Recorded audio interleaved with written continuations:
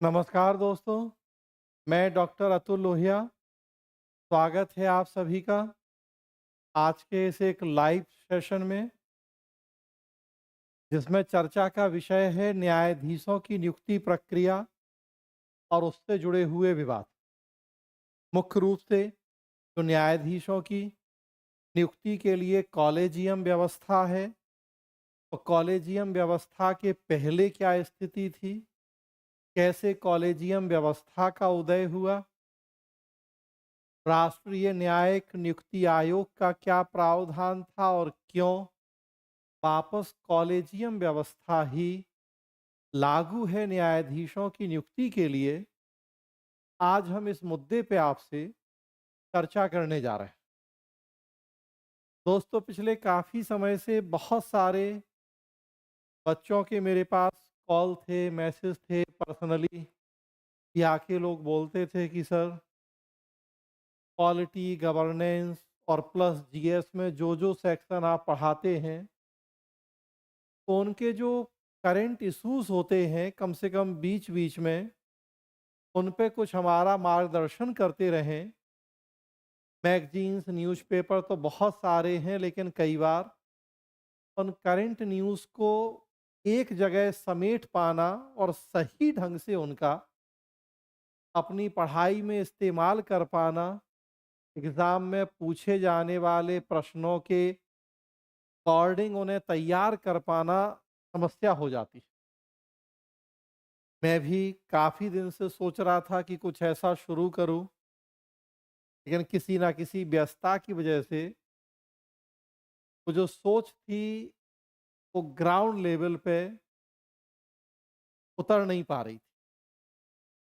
Finally आज मैंने अब ये तय किया कि कुछ अब ऐसा शुरू करते हैं। तो पहली क्लास, क्योंकि जैसा आपको जानकारी होगी कि 24 नवंबर को 53वें चीफ जस्टिस ऑफ इंडिया शपथ लेने जा रहे हैं।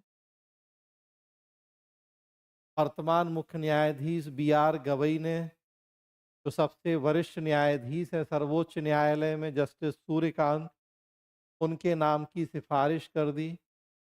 सरकार ने उसको स्वीकार कर लिया, राष्ट्रपति ने आदेश जारी कर दिया और मतलब उनकी नियुक्ति हो गई है। शपथ लेना है उन्हें 24 नवंबर को, और अगले लगभग 15 महीने तक वो देश के मुख्य न्यायाधीश के पद का कार्यभार संभालेंगे। चर्चित मुद्दा है अभी न्यायाधीशों की नियुक्ति का, और ये एक ऐसा मुद्दा है जो पिछले कई सालों से, बल्कि लंबे समय से किसी ना किसी वजह से चर्चा में रहता ही है। अक्सर ऐसी स्थिति बनती है कि कॉलेजियम न्यायाधीशों की नियुक्ति के लिए जिन नामों की सिफारिश करता है सरकार, समय पर निर्णय नहीं लेती है, टालती रहती है, कई बार किसी नाम को पुनर्विचार के लिए वापस भेजती है। तो अक्सर ये मुद्दा चर्चा में रहता है, तो हमेशा एक हॉट टॉपिक रहा है ये। प्रश्न भी पूछे जाते रहे एग्जाम्स में, चाहे वो प्रीलिम्स हो या मेंस। पर फिलहाल भी चर्चा का मुद्दा हो गया नए मुख्य न्यायाधीश की नियुक्ति। तो इसीलिए मुझे लगा कि मैं आज इस पे आपसे चर्चा करूं। और अब जब एक बार हमने ये शुरू किया है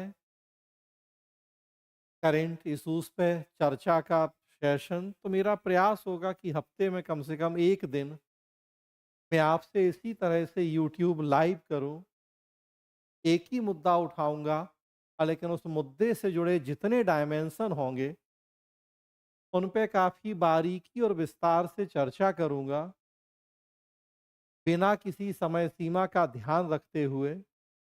मतलब प्रयास ये होगा कि उस मुद्दे से जुड़ी सांगोपांग जानकारी, मतलब उससे जुड़े सभी पक्षों की आपको पर्याप्त जानकारी और समझ विकसित हो जाए, और फिर उस मुद्दे के लिए आपको कहीं और देखने या परेशान होने की ज़रूरत नहीं पड़े।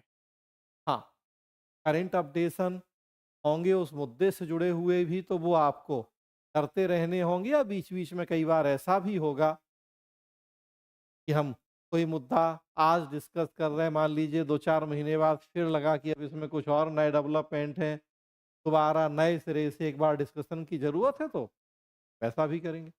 मेरा प्रयास ये होगा, देखते हैं कि कहाँ तक ये प्रयास ज़मीनी स्तर पे लागू हो पाता है कि हफ्ते में कम से कम 1 दिन हम जीएस के डिफरेंट सेक्शन, डिफरेंट मतलब जो सेक्शन मैं पढ़ाता हूँ, polity, constitution, governance, internal security, ethics, IR, international relation, तो इनसे जुड़े मुद्दे जो कुछ विशेष रूप से चर्चा में हैं उन पे यहाँ डिस्कशन करता रहूँ। तो बस चाहूँगा दोस्तों कि जो भी लोग जुड़े हैं, आगे जुड़ने वाले हैं, कि बीच में क्लास नहीं छोड़ें, क्योंकि मैंने कहा प्रयास ये होगा कि जो एक टॉपिक हम उठा रहे हैं तो उससे जुड़े सारे डायमेंशन को हम कवर करें। तो शुरू से अंत तक जब आप क्लास करेंगे तो वास्तव में आप उस क्लास जो ये चर्चा है उसका फ़ायदा उठा पाएँगे। एक बात तो अभी भी कहूँ और लास्ट में फिर कहूँगा कि आप अपनी तरफ से हमें सुझाव दे सकते हैं कमेंट बॉक्स में जाके। एक तो फीडबैक कि जो ये मैं चर्चा कर रहा हूँ आपको कैसी लगी, और साथ ही साथ सुझाव कुछ और इसमें आप ऐड ऑन करना चाहें, कुछ आपको और लग रहा है कि सर ये भी ज़रूरत है हमारी, अगर इसी चर्चा के माध्यम से वो भी पूरी हो जाए तो बहुत अच्छी बात।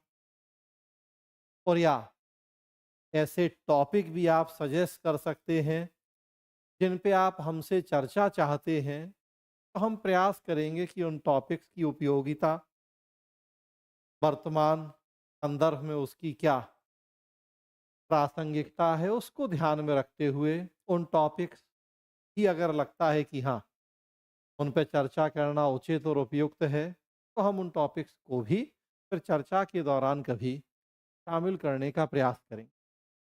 तो दोस्तों, आज का चर्चा का मुद्दा है न्यायाधीशों की नियुक्ति व्यवस्था और उससे जुड़े हुए विवाद। स्पेशली जो न्यायाधीशों की नियुक्ति की व्यवस्था है, तो ये सर्वोच्च न्यायालय और उच्च न्यायालयों के न्यायाधीशों के संदर्भ में है, क्योंकि दोनों के लिए नियुक्ति की व्यवस्था एक जैसी ही है हमारे देश में, संवैधानिक व्यवस्था। और फिर उसके बाद जो कॉलेजियम प्रणाली अस्तित्व में आई है, और फिर जो एनजेक बनाने का हमने प्रयास किया था, एक जैसी व्यवस्था की रही है। जैसा मैंने शुरू करते हैं क्लास, जैसा मैंने बताया आपको कि अब तक हमारे देश में 52 या 52 मुख्य न्यायाधीश बन चुके हैं आज़ादी के बाद से। 28 जनवरी 1950 को जो वर्तमान हमारा उच्चतम न्यायालय या सर्वोच्च न्यायालय है, उसकी स्थापना हुई थी 28 जनवरी 1950 को। तो हम जानते हैं कि 26 जनवरी 1950 को संविधान लागू हुआ था। कुछ प्रावधान 26 नवंबर 1949 को ही लागू हो गए थे। 26 जनवरी 1950 को संविधान लागू हुआ, 28 जनवरी 1950 को स्थापना हुई वर्तमान उच्चतम न्यायालय की, जो कि 1935 के भारत शासन अधिनियम के तहत बने संघीय न्यायालय का ही उत्तराधिकारी था। तब से लेके अब तक 52 या 52 मुख्य न्यायाधीश बन चुके हैं। 52वें मुख्य न्यायाधीश अभी पद पे कार्यरत हैं। B R Gavai, justice B R Gavai, Bhushan Ram Krishna Gavai justice, वो अभी सर्वोच्च न्यायालय के मुख्य न्यायाधीश हैं, और अगले 53वें मुख्य न्यायाधीश बनने जा रहे हैं जस्टिस सूर्यकांत। क्या प्रक्रिया है इन न्यायाधीशों की नियुक्ति की, हमें इस पे चर्चा करनी है। थोड़ा सा लेकिन संदर्भ के रूप में 5 मिनट में मैं पूरी पृष्ठभूमि से अवगत करा दूं आपको, कि जिन लोगों ने पहले से पॉलिटी कॉन्स्टिट्यूशन पढ़ा है उनको चीज़ें एक बार रिकॉल हो जाएँ संक्षेप में। और ऐसे लोग भी देख रहे हैं क्लास, जिन्होंने अभी पॉलिटी कॉन्स्टिट्यूशन नहीं पढ़ा या उतनी गंभीरता के साथ नहीं पढ़ा है, तो उन्हें भी थोड़ा-सा एक आइडिया लग जाए न्यायपालिका के बारे में। तो फ्रेंड्स, हम देखते हैं कि हमारे देश में जिस संसदीय लोकतांत्रिक शासन व्यवस्था को अपनाया गया है, लोकतांत्रिक शासन व्यवस्था में सरकार के विभिन्न अंगों के बीच में शक्ति पृथक्करण की आवश्यकता को ध्यान में रखते हुए सरकार के 3 अंगों का गठन हुआ है। और उन तीनों अंगों के बीच में फ्रांसीसी विचारक मॉन्टेस्क्यू के शक्ति पृथक्करण के सिद्धांत के अनुसार शक्तियों का पृथक्करण भी किया गया है। तो हम देखते हैं कि सरकार के 3 अंग हैं और उन तीनों के बीच में शक्तियों का पृथक्करण किया गया है। विधायिका या लेजिस्लेटिव, कार्यपालिका या एग्जीक्यूटिव, और न्यायपालिका या जुडिशियरी। तो सरकार के 3 अंग और तीनों के बीच में शक्तियों का पृथक्करण हुआ है। विधायिका कानूनों का निर्माण करती है, कार्यपालिका उन कानूनों को जनता के बीच में लागू करती है, और न्यायपालिका लोगों के विवादों का निपटारा करती है, न्याय प्रदान करती है। मुख्य रूप से हम देखते हैं कि न्यायपालिका का काम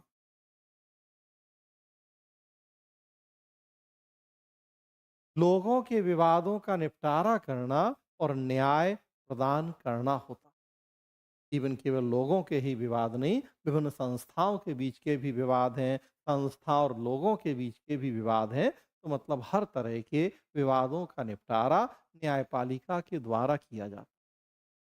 तो सरकार के 3 अंग हैं, मैं इन्हें ब्रह्मा विष्णु महेश कहता हूँ।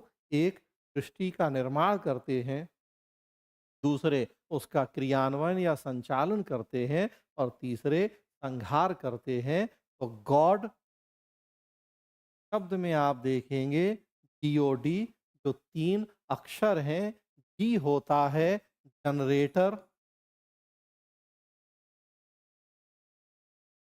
मतलब सृजनकर्ता। ओ होता है ऑपरेटर, मतलब संचालनकर्ता या संचालक। और डी होता है डेस्ट्रॉयर या संहारक, गॉड। तो वही तीनों हैं यहाँ सरकार के 3 अंग, ब्रह्मा विष्णु और महेश। ब्रह्मा जनरेटर या सृजनकर्ता, यहाँ विधायिका का वो काम है। विष्णु ऑपरेटर या संचालक, यहाँ कार्यपालिका उस भूमिका में होती है। और महेश डिस्ट्रॉयर या संहारक, गलती करने वालों को दंड दें, तांडव करें। यहाँ न्यायपालिका की वही भूमिका। तो मुख्य रूप से न्यायपालिका न्याय प्रदान करने वाली संस्था है। लेकिन हम देखते हैं कि हमारे देश में हमने जिस शक्ति पृथक्करण के सिद्धांत को अपनाया है, बहुत कठोरता पूर्वक उसका पालन नहीं किया जाता। ये बात सही है कि सरकार के 3 अंग और तीनों के बीच में कामों शक्तियों का बंटवारा, लेकिन दूसरी तरफ ये भी एक वास्तविकता है हमारी शासन व्यवस्था की कि हर अंग की भूमिका दूसरे अंग के कार्यों में भी देखने को मिलती। विधायी का निर्माण तो करती ही है, लेकिन क्रियान्वयन और न्याय से जुड़े काम भी हैं उसके।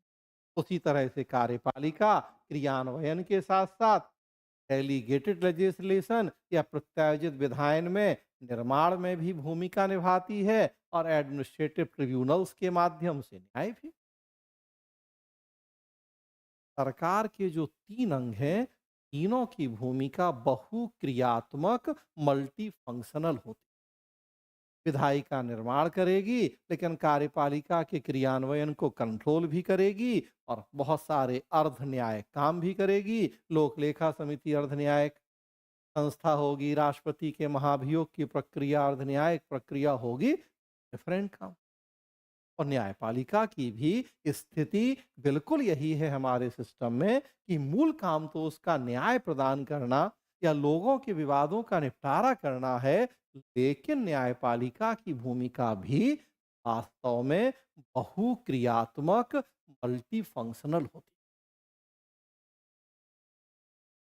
न्यायपालिका मूल अधिकारों की भी रक्षा कर रही है, संविधान की भी संरक्षक है, संघात्मक शासन में केंद्र और राज्यों के बीच के संबंध, उनके विवादों को भी देखती है। न्यायिक समीक्षा की शक्तियां भी बहुत सारी भूमिकाएं पढ़ते हैं हम न्यायपालिका की। मूल क्षेत्राधिकार, विशेष मूल क्षेत्राधिकार, अपीलीय शक्तियां, तो डिफरेंट रूप में न्यायपालिका बहुत सारी भूमिकाओं का निर्वहन करती है। कहने का मतलब कि सरकार के 3 अंग बहुत महत्वपूर्ण प्रभावी भूमिका निभाते हैं और उसी क्रम में न्यायपालिका की भूमिका भी बहुत व्यापक और महत्वपूर्ण होती है।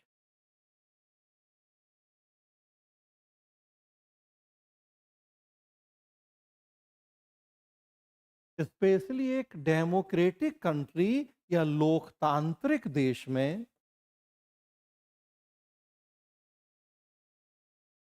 न्यायपालिका की भूमिका विशेष रूप से महत्वपूर्ण हो जाती है।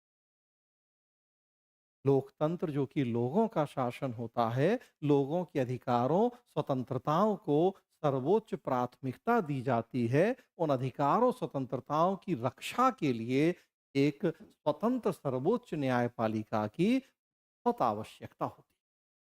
और उसमें भी अगर संघात्मक लोकतंत्र हो, जैसा कि है हमारे देश में, तो केंद्र और राज्य सरकारों के बीच में जो हम शक्तियों का विभाजन करते हैं, उनसे जुड़े जो विवाद होते हैं, उनकी उन विवादों का निपटारा करने में शक्तियों की अगर कोई व्याख्या से जुड़ी समस्या है, विवाद है, उस संदर्भ में न्यायपालिका की भूमिका और बढ़ जाती है। किसी भी देश में हम पढ़ते हैं, जब न्यायपालिका डिटेल हम पढ़ते हैं पॉलिटी कॉन्स्टिट्यूशन, तो देखते हैं कि किसी भी देश न्यायपालिका की शक्तियों या भूमिका के कुछ निर्धारक तत्व होते हैं, कुछ पैरामीटर होते हैं जो ये तय करते हैं कि किसी देश के शासन व्यवस्था में न्यायपालिका की भूमिका क्या और कितनी होगी। जैसे हम देखते हैं कि अगर संविधान लिखित है तो न्यायपालिका ज़्यादा शक्तिशाली होती है। अगर उसमें मूल अधिकारों की लिपिबद्धता है, गारंटी दी गई है, तो न्यायपालिका की ताकत बढ़ जाती है। रक्षा करनी है क्योंकि अगर लोकतांत्रिक व्यवस्था है और उसमें संघात्मक लोकतंत्र है, तो न्यायपालिका की भूमिका बहुत महत्वपूर्ण होती है। लोकतंत्र में मैंने कहा लोगों के अधिकारों, स्वतंत्रताओं की रक्षा करनी। संघात्मक लोकतंत्र में केंद्र और राज्यों के जो आपस के विवाद हैं, उनका निपटारा करना है। विशेष मूल क्षेत्राधिकार है हमारे देश में सर्वोच्च न्यायालय के पास। मूल अधिकारों की रक्षा के लिए मूल क्षेत्राधिकार। अगर न्यायपालिका को न्यायिक समीक्षा की शक्ति दी जाती है, तो उसकी ताकत बढ़ जाती है। कई ऐसे पैरामीटर होते हैं जो ये तय करते हैं कि किसी देश में न्यायपालिका शक्ति और भूमिका क्या होगी। हमारे देश में ये सारे पैरामीटर लागू है। एक लिखित संविधान भी, उसमें मूल अधिकारों की व्यापक चर्चा भी, संघात्मक लोकतंत्र भी, न्यायिक समीक्षा की शक्ति भी, और परिणाम हुआ है भारत की न्यायपालिका काफी शक्तिशाली हो गई। उसकी भूमिका हमारी शासन व्यवस्था में बहुत महत्वपूर्ण हो गई। समय-समय पे न्यायपालिका ने अपने विभिन्न फैसलों और कार्यों के माध्यम से अपनी इस भूमिका में बढ़ोतरी भी की है। जैसे हम देखते हैं कि 1973 के केशवानंद भारती मामले में न्यायपालिका ने संविधान के मूल ढांचे की संकल्पना दी और उससे अपनी शक्तियां और बढ़ा ली।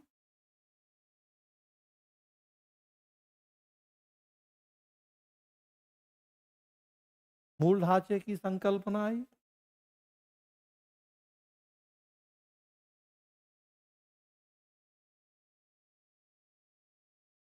न्यायपालिका ने कहा कि संविधान का एक मूल ढांचा है, ज्यादा महत्वपूर्ण व्यवस्थाएं उनके साथ छेड़छाड़ नहीं हो सकती। मूल ढांचे में कौन सी बातें शामिल हैं, न्यायपालिका ही तय करेगी।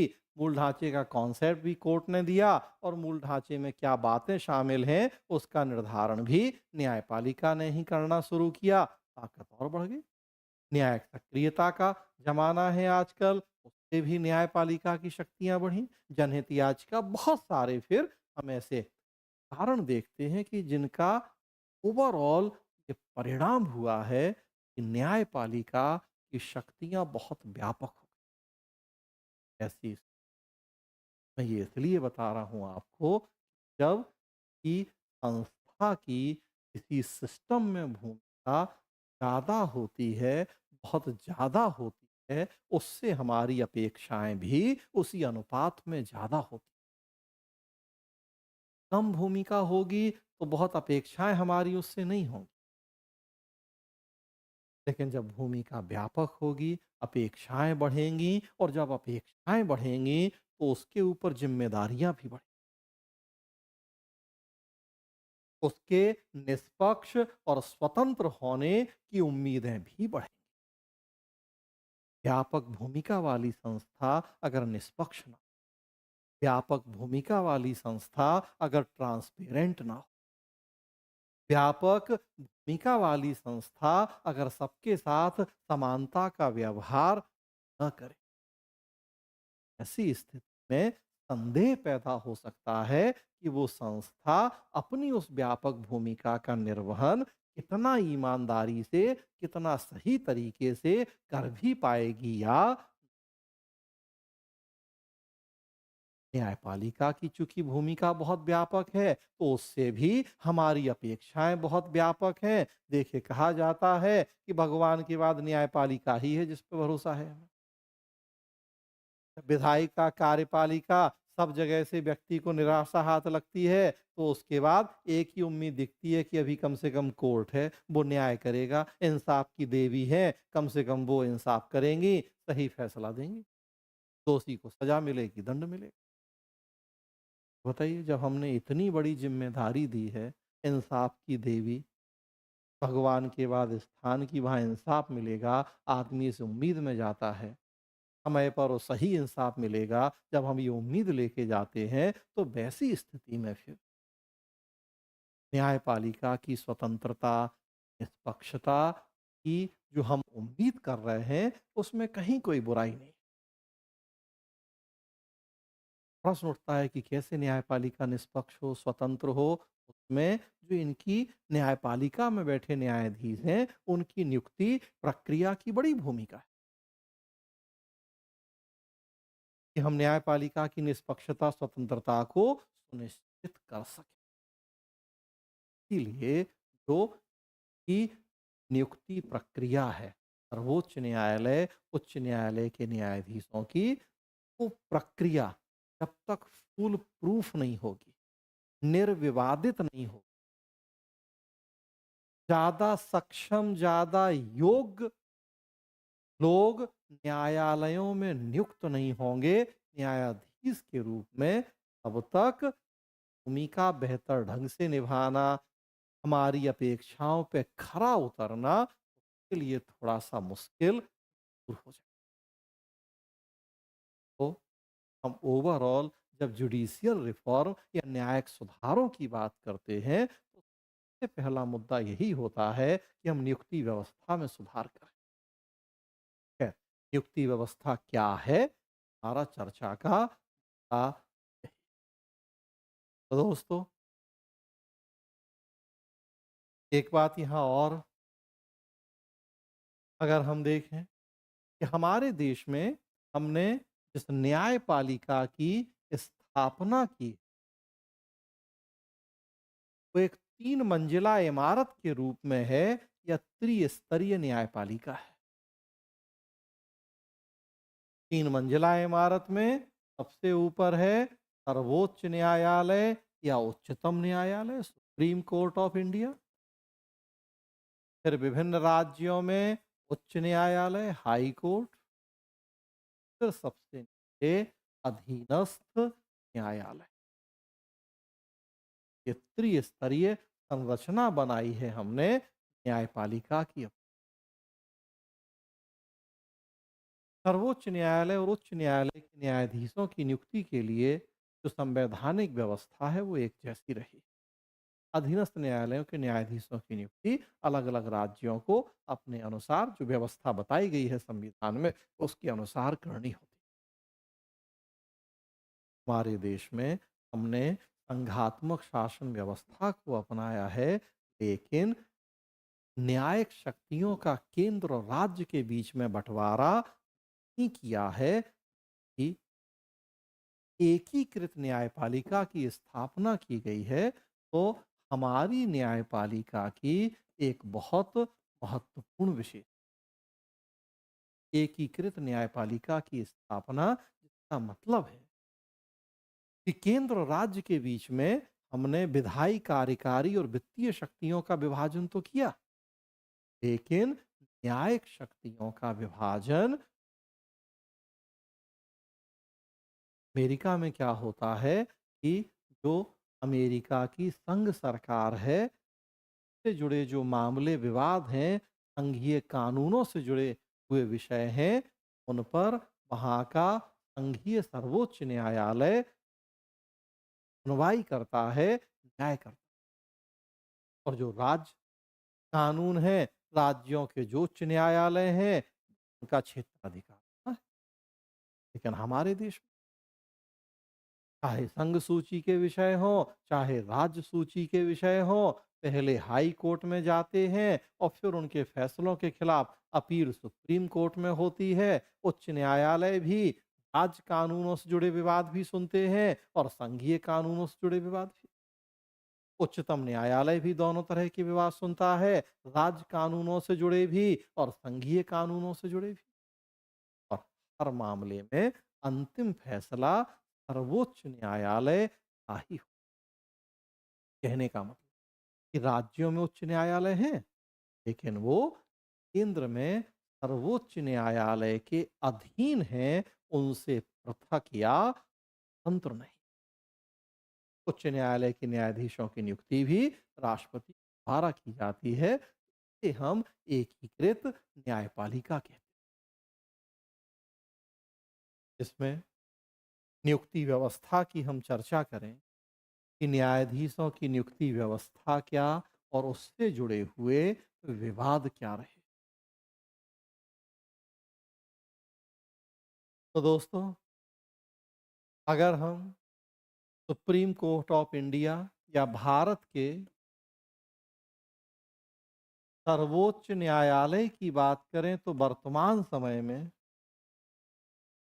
प्लस 33 संख्या है सर्वोच्च न्यायालय में न्यायाधीशों की। 1+33 मतलब एक चीफ जस्टिस ऑफ इंडिया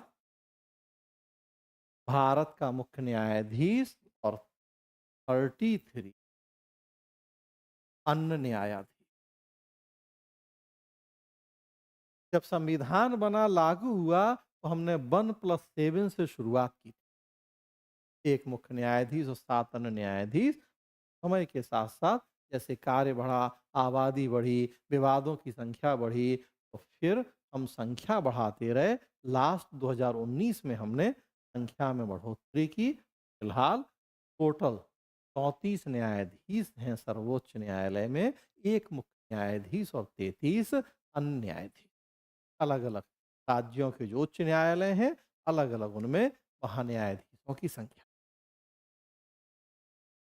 तो जो ये न्यायाधीश हैं सर्वोच्च न्यायालय के प्लस विभिन्न राज्यों के जो उच्च न्यायालय में न्यायाधीश। अब इनकी नियुक्ति कैसे होगी?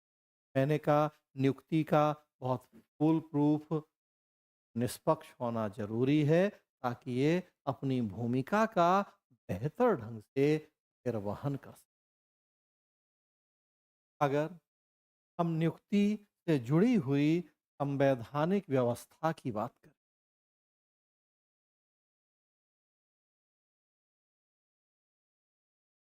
नियुक्ति से जुड़ी हुई अगर हम संवैधानिक व्यवस्था देखें तो आर्टिकल संविधान का अनुच्छेद 124 दो और 217 न्यायाधीशों की नियुक्ति के बारे में प्रावधान करता है।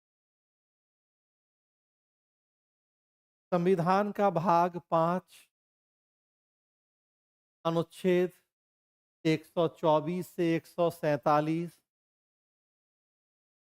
भाग 5 आर्टिकल 124 से 147 सर्वोच्च न्यायालय से जुड़े प्रावधान करता है और भाग 6 आर्टिकल 214 से 232 विभिन्न राज्यों के उच्च न्यायालयों से जुड़े प्रावधान करते हैं। उनमें 124 में सर्वोच्च न्यायालय के न्यायाधीशों की नियुक्ति और 217 में उच्च न्यायालय के न्यायाधीशों की नियुक्ति के बारे में बताया गया है। तो फ्रेंड्स, जैसा हम देखते हैं कि हमारे देश में जो प्रेसिडेंट ऑफ इंडिया है, भारत का राष्ट्रपति, वो देश के सर्वोच्च कार्यपालक मुखिया है और सर्वोच्च कार्यपालक मुखिया होने के नाते संघ की समस्त कार्यपालिका शक्ति आर्टिकल 53 के तहत राष्ट्रपति को दी गई है और उसी शक्ति से नियुक्ति संबंधी शक्तियां भी निकली। अपने देश के प्रमुख उच्चतर प्रशासनिक संवैधानिक पद हैं, उन पर नियुक्ति की शक्ति भी राष्ट्रपति को दी गई है। हालांकि हमने जिस वेस्टमिंस्टर मॉडल ऑफ गवर्नेंस या संसदीय लोकतांत्रिक व्यवस्था को अपनाया है, तो उसमें हम देखते हैं कि राष्ट्रपति अपनी इस शक्ति या अन्य शक्तियों का प्रयोग भी मंत्री परिषद की सलाह से करते हैं। आर्टिकल 74 हम देखते हैं जिसमें लिखा है कि राष्ट्रपति अपनी शक्तियों का प्रयोग एक मंत्री परिषद की सलाह और सहायता के आधार पर करेंगे जिसका प्रधान होगा प्रधानमंत्री। तो जो संवैधानिक व्यवस्था है न्यायाधीशों की नियुक्ति के लिए, आर्टिकल 124 में सर्वोच्च न्यायालय के न्यायाधीशों के लिए तो वही लिखा है उसमें कि जो सर्वोच्च न्यायालय के मुख्य न्यायाधीश और अन्य न्यायाधीश हैं, उनकी नियुक्ति की जाएगी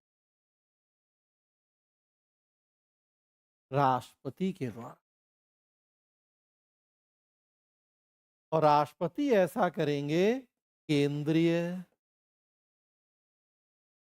मंत्री परिषद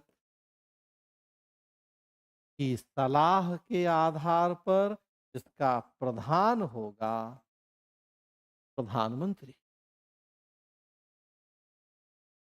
साथ में ये भी प्रावधान किया गया है कि जब मुख्य न्यायाधीश की नियुक्ति होगी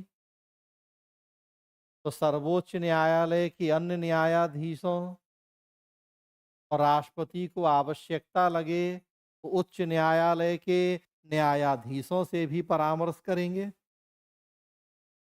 जब चीफ जस्टिस ऑफ इंडिया की नियुक्ति की जाएगी तो राष्ट्रपति सर्वोच्च न्यायालय के अन्य न्यायाधीशों और आवश्यकता लगती है तो उच्च न्यायालयों के न्यायाधीशों से परामर्श करें और जब अन्य न्यायाधीशों की नियुक्ति होगी, अन्य न्यायाधीशों की नियुक्ति होगी तो मुख्य न्यायाधीश से परामर्श किया जाएगा, चीफ जस्टिस ऑफ या से परामर्श। तो चीफ जस्टिस की नियुक्ति हो रही है तो अन्य न्यायाधीशों से परामर्श कर लें, और अन्य न्यायाधीशों की नियुक्ति हो रही है तो चीफ जस्टिस ऑफ इंडिया से परामर्श। ये प्रावधान किया गया आर्टिकल 124। आप खंड देखेंगे दो तो, और जब 217 की हम बात करें, उच्च न्यायालय के न्यायाधीश, तो जब उच्च न्यायालय के न्यायाधीशों की बारी आएगी तो ये सब तो रहेगा ही। राष्ट्रपति के द्वारा नियुक्ति होगी मंत्रिपरिषद की सलाह से, सर्वोच्च न्यायालय के मुख्य न्यायाधीश से परामर्श, साथ में ये भी है संबंधित राज्य के उच्च न्यायालय के जो संबंधित राज्य के जो राज्यपाल हैं, वे भी सलाह करेंगे। अन्य न्यायाधीशों की नियुक्ति होगी हाई कोर्ट के, तो उस हाई कोर्ट के मुख्य न्यायाधीश की परामर्श कर लेंगे। तो ये व्यवस्था कर दी गई आर्टिकल 100। मुख्य रूप से राष्ट्रपति के द्वारा, जो कि कार्यपालिका के प्रमुख हैं, उनके द्वारा उच्च न्यायपालिका मतलब सर्वोच्च और उच्च न्यायालयों में न्यायाधीशों की नियुक्ति की संवैधानिक व्यवस्था की गई। अगर इस पूरी बात का हम सार देखें तो, और राष्ट्रपति मंत्रिपरिषद की सलाह से ऐसा करें। जब संविधान बना, लागू हुआ, वैधानिक व्यवस्था के अनुसार सिस्टम चला। सर्वोच्च न्यायालय के मुख्य न्यायाधीश की नियुक्तियों की जब बारी आई तो एक ऐसी परंपरा बन गई, चीफ जस्टिस ऑफ इंडिया के मामले में एक ऐसी परंपरा बन गई कि जो सर्वोच्च न्यायालय का सबसे वरिष्ठ न्यायाधीश होगा, उसकी नियुक्ति कर दी जाएगी चीफ जस्टिस ऑफ इंडिया के पद पे। और बाकी फिर अन्य न्यायाधीशों की नियुक्ति में जो संवैधानिक व्यवस्था मुख्य न्यायाधीश से परामर्श करते हुए होगा, चलाइए। लेकिन 1950 से लेकर 1973 तक, 1950 से 1973 तक ये व्यवस्था चली कि सर्वोच्च न्यायालय का जो सबसे सीनियर, सबसे वरिष्ठतम न्यायाधीश होता था, उसे मुख्य न्यायाधीश बनाया गया। उसके बाद 2 बार इस व्यवस्था, इस परंपरा का उल्लंघन भी हुआ। 2 बार कब-कब इस व्यवस्था या परंपरा का उल्लंघन हुआ, तो एक बार 1973 में ही और दूसरा 1977 में। दोनों समय देश की प्रधानमंत्री थी इंदिरा गांधी। 73 में भी उन्होंने जो सबसे वरिष्ठ न्यायाधीश थे, उनकी चीफ जस्टिस ऑफ इंडिया के पद पे नियुक्ति नहीं की, और 77 में भी। 1973 की अगर हम बात करें, ए एन राय को, जस्टिस ए एन राय ने चीफ जस्टिस ऑफ इंडिया के पद पे नियुक्त किया, ए एन राय। लेकिन वरिष्ठता क्रम में इनका चौथा स्थान था। तो 3 न्यायाधीश और थे जो वरिष्ठता क्रम में इनके ऊपर थे।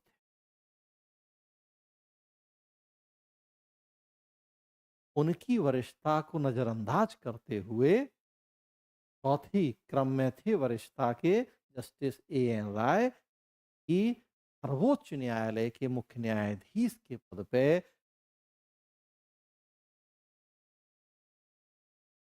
क्यों ऐसा हुआ? उन 3 न्यायाधीशों की वरिष्ठता को क्यों नजरअंदाज किया गया? क्योंकि वो 1973 के ऐतिहासिक केशवानंद भारती मामले से जुड़े। वही केशवानंद भारती मामला जिसने संविधान के मूल ढांचे की संकल्पना दी थी। और संसद की या कहें सरकार की अनुच्छेद 368 के तहत, आर्टिकल 368 के तहत जो संविधान संशोधन की शक्ति है उसे स्थापित कर दिया था। कहा था कि संसद संविधान के किसी भी हिस्से में संशोधन कर सकती है। उस मूल ढांचे को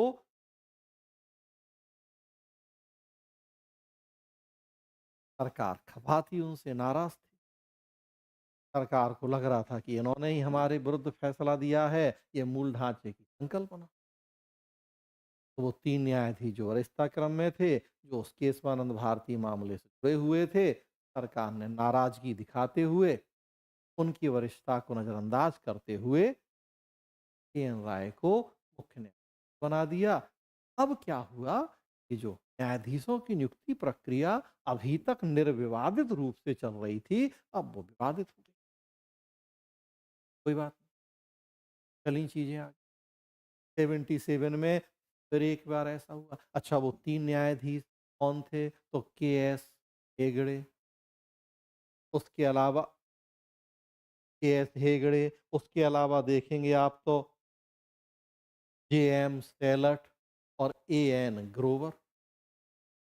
के.एस. हेगड़े, जे.एम. सेलट और ए.एन. ग्रोवर, 3 न्यायाधीश थे जो वरिष्ठता क्रम में ए.एन. राय से, ए.एम. सेलट सबसे, के.एस. हेगड़े, ए.एन. और तब उसके ग्रोवर, और तब उसके बाद फिर खैर मामला आगे बढ़ा। 77 में फिर और एक बार ऐसा हुआ कि सबसे वरिष्ठ न्यायाधीश को मुख्य न्यायाधीश नहीं बनाया गया। अब वरिष्ठता क्रम में सबसे ऊपर थे justice H R Khanna. Justice H R Khanna वरिष्ठता क्रम में सबसे ऊपर थे। अब इनको नजरअंदाज किया गया और जस्टिस बेग को सर्वोच्च न्यायालय का मुख्य न्यायाधीश बना दिया।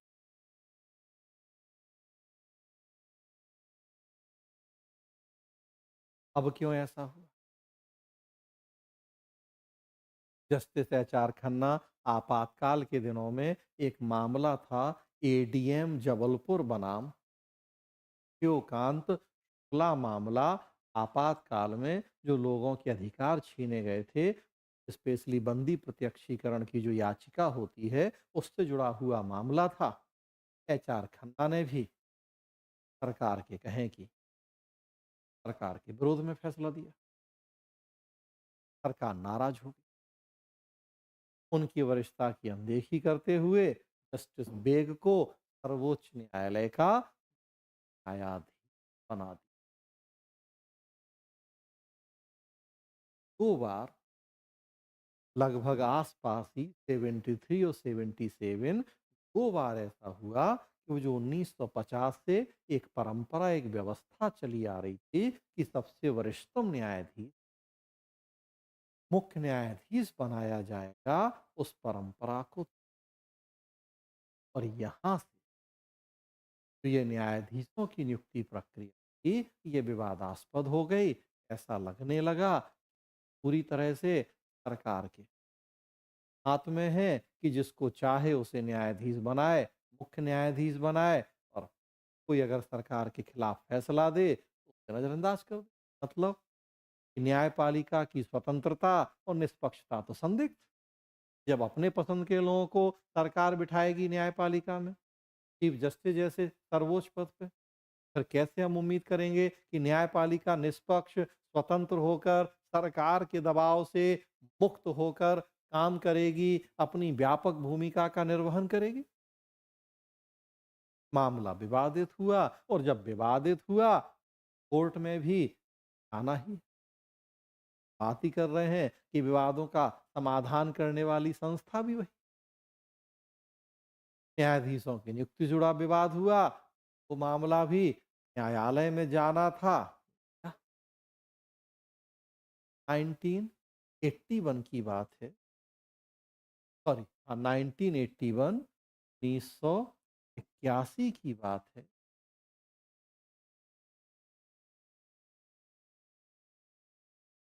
सर्वोच्च न्यायालय में एक मामला आया, एस पी गुप्ता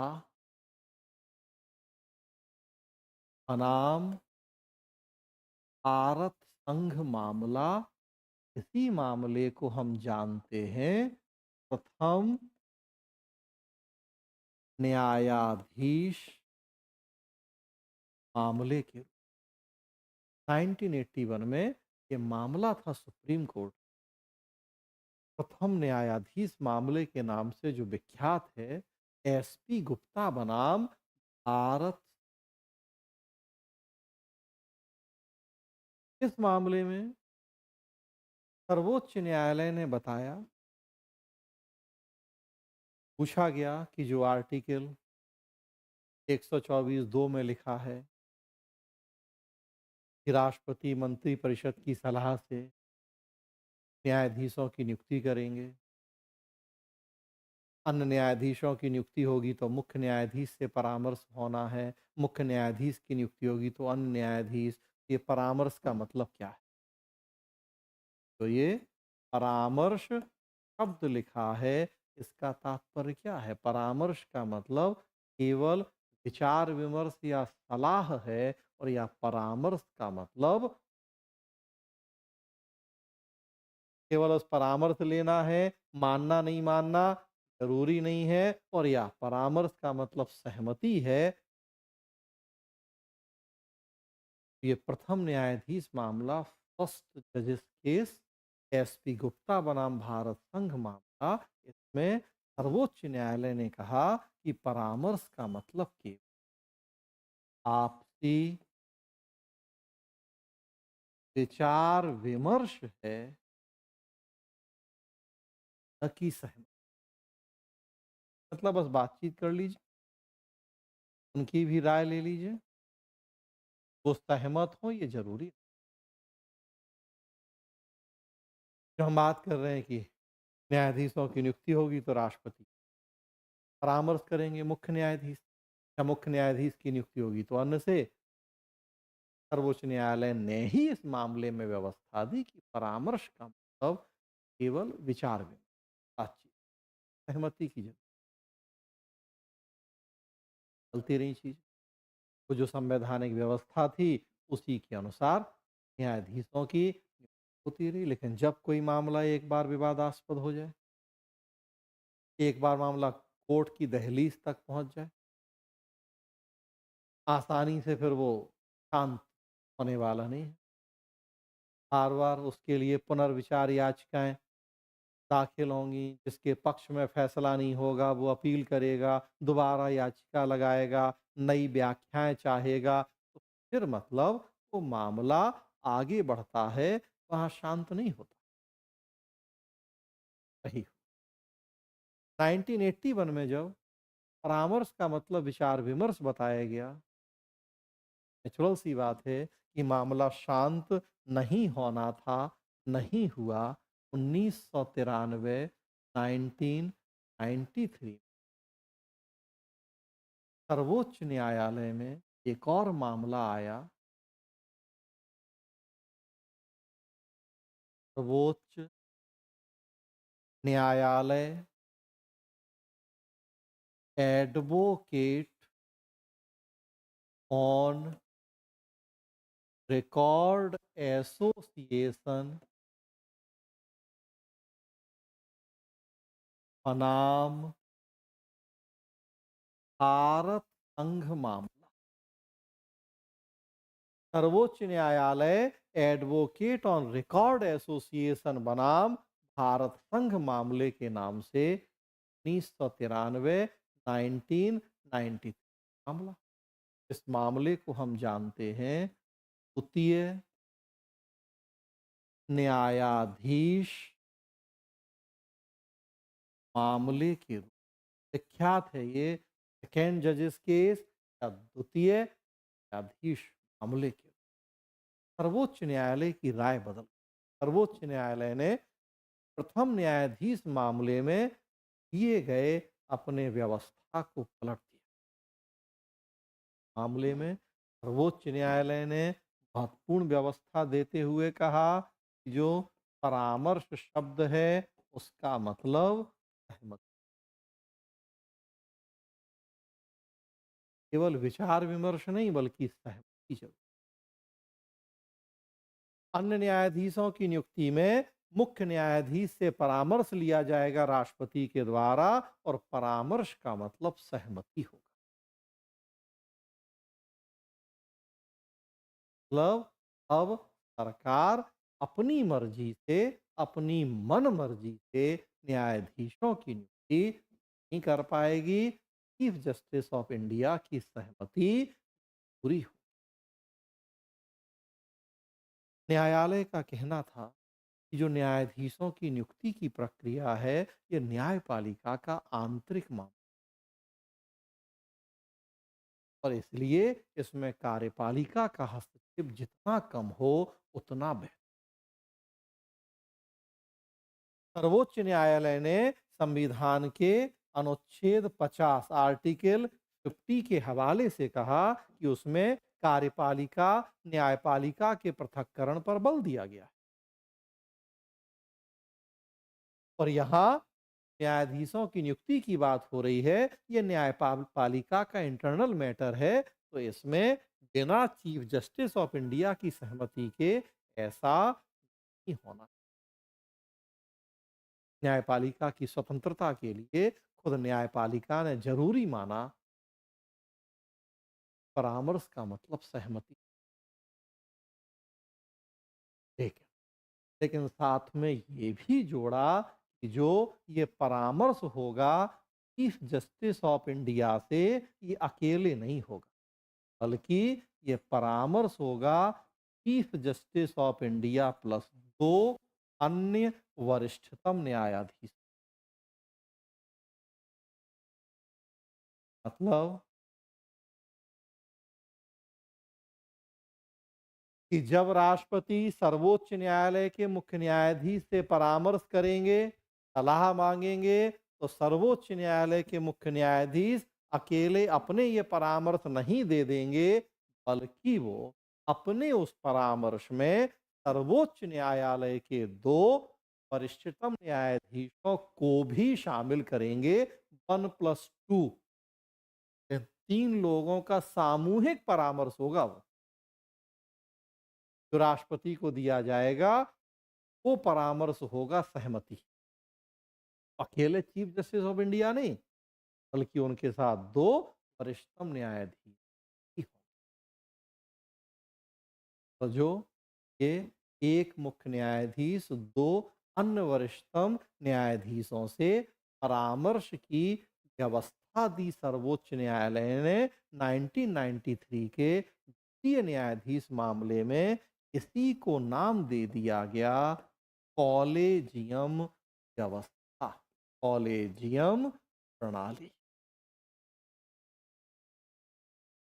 उच्च न्यायपालिका में न्यायाधीशों की नियुक्ति की जो ये प्रणाली आई यहाँ, एक मुख्य न्यायाधीश दो अन्य वरिष्ठतम न्यायाधीशों की, मतलब तीन लोगों की एक कमेटी होगी, ये परामर्श देगी राष्ट्रपति को, के आधार पर राष्ट्रपति नियुक्ति करेंगे।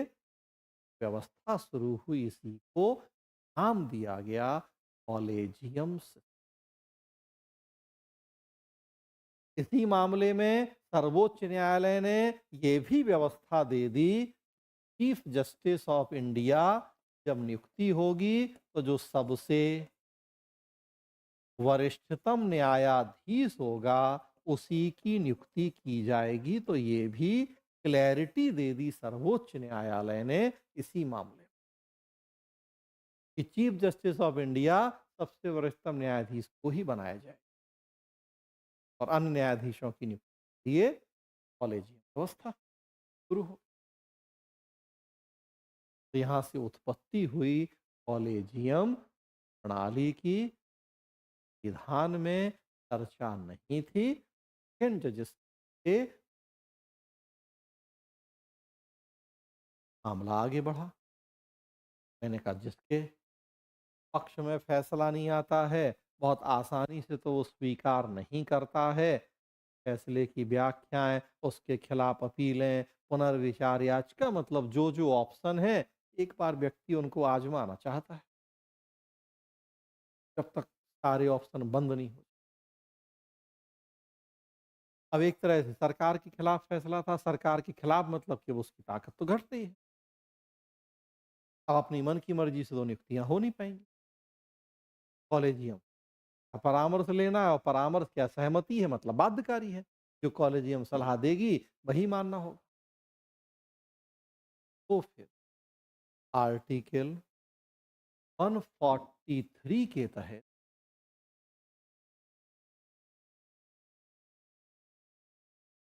राष्ट्रपति के द्वारा सर्वोच्च न्यायालय से सलाह मांगी गई कि कॉलेजियम प्रणाली से जुड़ी कुछ दुविधाएं थी, राष्ट्रपति के मन में कुछ प्रश्न थे, तो राष्ट्रपति ने आर्टिकल 143 के तहत जो शक्ति मिली है, न्यायपालिका से सलाह लेने की शक्ति, उसका प्रयोग किया। तो 1993 के सर्वोच्च न्यायालय के उस फैसले के संदर्भ में कुछ क्लैरिफिकेशन, कुछ स्पष्टीकरण की मांग की।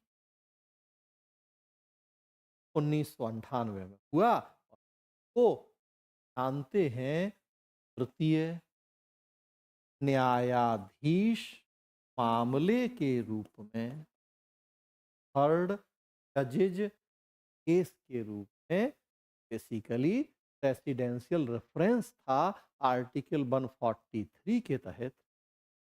राष्ट्रपति ने कुछ क्लैरिफिकेशन चाहे थे 1993 के कॉलेजियम प्रणाली के संदर्भ। सर्वोच्च न्यायालय ने जो सलाह दी, तृतीय न्यायाधीश मामले के रूप में हम जानते हैं, सर्वोच्च न्यायालय ने इस फैसले में कॉलेजियम व्यवस्था को जारी रखा, थोड़ा सा चेंज करते हुए। और वो चेंज क्या किया कि चीफ जस्टिस के साथ 2 की जगह 4 वरिष्ठतम न्यायाधीशों को शामिल किया। सेकेंड जजेस केस में चीफ जस्टिस ऑफ इंडिया के साथ 2 वरिष्ठतम न्यायाधीशों को रखा गया था। यहाँ सर्वोच्च न्यायालय ने थोड़ा-सा उसका दायरा व्यापक किया कि नियुक्तियों में और ज़्यादा विचार-विमर्श व्यापकता हो। तो यहाँ उसने कहा कि सर्वोच्च न्यायालय के मुख्य न्यायाधीश 4 अन्य वरिष्ठतम न्यायाधीशों से राय करेंगे। 1+4 का ये कॉलेजियम होगा और इसके परामर्श मतलब सहमति पर राष्ट्रपति के द्वारा यहाँ होंगे। साथ में ये भी कहा कोर्ट ने कि अगर इन 4 में से 2 अगर किसी नाम पर सहमत नहीं है, तो फिर उसकी सिफारिश कॉलेजियम द्वारा नहीं। 4 में से अगर 2 सहमत नहीं हैं, तो फिर उस नाम की सिफारिश नहीं की जाएगी। अगर सिफारिश जाती है, तो राष्ट्रपति ऐसी सिफारिश को मानने के लिए बाध्य है।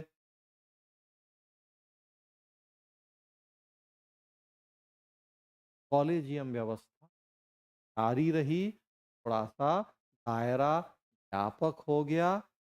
कोर्ट ने यहाँ फिर इस बात को दोहराया कि चीफ जस्टिस ऑफ इंडिया के पद पर सबसे वरिष्ठतम न्यायाधीश की ही नियुक्ति की जाएगी। इसको एज इट इज दोहराया कोर्ट ने अपने इस निर्णय में। मतलब कि कॉलेजियम व्यवस्था अब संस्थागत रूप में स्थापित हो गई हमारे देश में। 1993 से ही शुरू हो गई थी, दोबारा और लग गई, थोड़ा सा दायरा बढ़ाया गया। हाँ, जो उच्च न्यायालय के न्यायाधीशों की नियुक्ति होती है, तो उसमें 1+2 का कॉलेजियम, और सर्वोच्च न्यायालय के न्यायाधीशों की नियुक्ति के लिए यही व्यवस्था चल रही है हमारे देश में तब से। कॉलेजियम प्रणाली या कॉलेजियम व्यवस्था न्यायपालिका में न्यायाधीशों की नियुक्ति के लिए। कॉलेजियम मतलब आप देख रहे हैं कि chief justice of India plus 4 वरिष्ठतम न्यायाधीश राष्ट्रपति को विभिन्न नामों की सिफारिश करते हैं न्यायाधीश के पद पे नियुक्ति के लिए। अगर किसी नाम से सरकार सहमत नहीं है, उस नाम को वापस कॉलेजियम के पास भेज सकती है। क्लैरिफिकेशन को चाहिए है तो मांग सकती है। अगर कॉलेजियम दोबारा उसी नाम की सिफारिश करता है तो फिर राष्ट्रपति उसको मानने के लिए बाध्य होता। किसी समय सीमा का निर्धारण नहीं है कि कितने दिन में सलाह मानेंगे राष्ट्रपति। तो वो एक जरूर ऑप्शन है कि लंबे समय तक उस टालने के मामले मिलते हैं जब सरकार किसी नाम से संतुष्ट नहीं होती है। और यह मन में कहीं ना कहीं ये तो बैठा ही है, सरकार की शक्ति कम हुई है न्यायाधीशों की नियुक्ति को लेके, जो कि संविधान के द्वारा मिली थी, और ये शक्ति न्यायपालिका ने खुद अपने पास ले ली। मन में कहीं ना कहीं वो एक भाव तो है ही। कई बार जब सरकार के पसंदीदा लोग नहीं होते उन नामों में जिनकी सिफारिश की गई है, हम एक ये समस्या देखते हैं कि कई बार विलंब होता, समय पर उन सिफारिशों को स्वीकार नहीं किया जाता, कोई समय सीमा तय है नहीं। खैर, चल रही है ये कॉलेजियम, उच्च न्यायालय से सर्वोच्च न्यायालय में प्रमोशन होना है, इसी कॉलेजियम की सलाह से हो। एक उच्च न्यायालय से दूसरे उच्च न्यायालय में न्यायाधीशों का ट्रांसफर होना है, कॉलेजियम से ही होगा। हो गई न्यायाधीशों की नियुक्ति, प्रमोशन, ट्रांसफर कॉलेजियम की सिफारिश से ही होने लगा। लेकिन लेकिन हमने तब से लेके अब तक देखा कि इस कॉलेजियम व्यवस्था में कई कमियां रहीं। ये कॉलेजियम व्यवस्था भी निर्विवादित नहीं रही या विवादों से परे। अगर एक तरफ जो संवैधानिक व्यवस्था थी कि मंत्रिपरिषद की सलाह से राष्ट्रपति के द्वारा नियुक्ति की जाएगी, उसमें विवाद हुए, शक्तियों का दुरुपयोग हुआ 73-77, और उसी के परिणाम स्वरूप कॉलेजियम व्यवस्था आई। तो कॉलेजियम व्यवस्था भी निर्विवादित रही हो, ऐसा